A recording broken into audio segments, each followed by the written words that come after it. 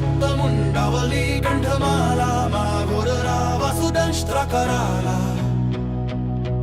विवस्त्रश्मशानालया मुक्तकेशी महाकालकामकुला कालिकेयम्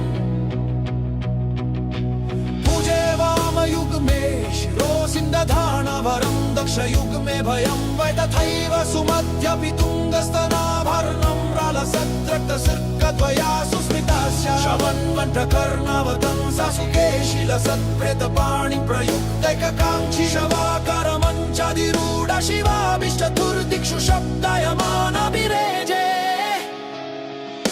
विरञ्चादिदेवास्त्रयस्ते गुणास्त्रीन् समाराध्य कालीं प्रधाना बभूवुर् अनादिं सुरादिं मखादिं भवादिं स्वरूपं त्वदीयं न विन्दन्ति